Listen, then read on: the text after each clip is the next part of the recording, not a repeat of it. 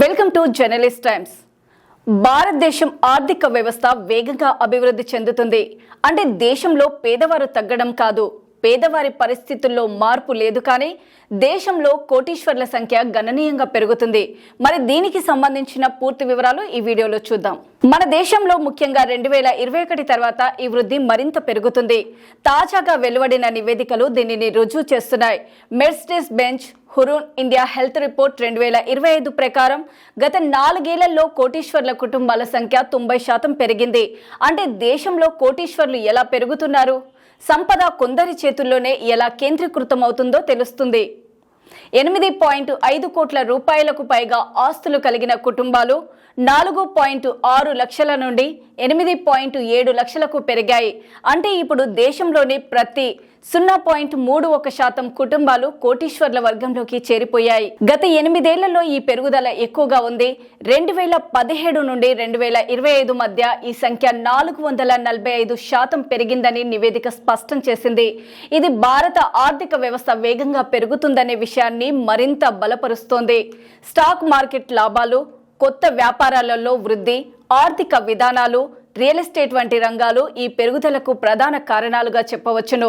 కొత్త రంగాల్లో పెట్టుబడులు పెరగడం కూడా పెద్ద ఎత్తున ప్రభావం చూపింది. కోటీశ్వర్ల పెరుగుదలలో మహారాష్ట్ర మొదటి స్థానంలో ఉంది.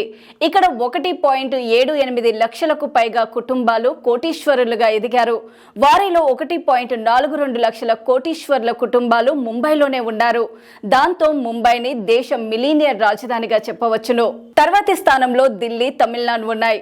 వాటి వివరాలు కూడా ఒకసారి చూద్దాం. ముంబై తర్వాత ఢిల్లీ 79,800 కోటీశ్వర్ల కుటుంబాలతో రెండో స్థానంలో ఉంది. తమిళనాడు 72,600 కుటుంబాలతో మూడో స్థానంలో నిలిచింది. ఈ రాష్ట్రాల్లో ఆర్థిక అవకాశాలు ఎక్కువగా ఉండటమే ఇందుకు ప్రధాన కారణంగా చెప్పవచ్చును. ఢిల్లీ తర్వాత బెంగళూరులో కోటీశ్వర్ల సంఖ్య వేగంగా పెరుగుతుంది. ప్రస్తుతం ఇక్కడ దాదాపుగా 31,600 కుటుంబాలు కోటీశ్వర్లుగా ఉన్నట్లు నివేదిక పేర్కొంది. అదేవిధంగా అహ్మదాబాద్, పూణే, హైదరాబాద్, గురుగ్రామ్ నగరాల్లో కూడా సంపన్నుల సంఖ్య రోజురోజుకు పెరుగుతోంది. భారత్లో సంపద పెరుగుదల అద్భుతంగా ఉంది అని నివేదిక పేర్కొంది. రాబోయే 10 ఏళ్లలో కోటీశ్వర్ల సంఖ్య 1.7 మిలియన్ల నుండి 2 మిలియన్ల వరకు చేరవచ్చని నివేదిక అంచనా కూడా వేసింది. ఈ వృద్ధి ఎక్కువగా మధ్యస్థాయి కోటీశ్వర్ల వర్గంలో ఉంటుందని నివేదిక స్పష్టం చేసింది. అంటే సంపద ఒక వర్గానికి మాత్రమే పరిమితం కాకుండా విస్తృతంగా పంచబడుతోందని చెప్పవచ్చు. భారత్లో సంపద పెరుగుదల వేగం ప్రపంచ దృష్టిని ఆకర్షిస్తోంది. ఇది దేశ ఆర్థిక భవిష్యత్తు మరింత బలంగా నిలిచే సూచనగా మారిందని కూడా చెప్పవచ్చట. ఇదే సమయంలో పేదవారి సంఖ్య కూడా తగ్గవలసిన అవసరం ఉంది అని ఎంతో మంది నిపుణులు అంటున్నారు.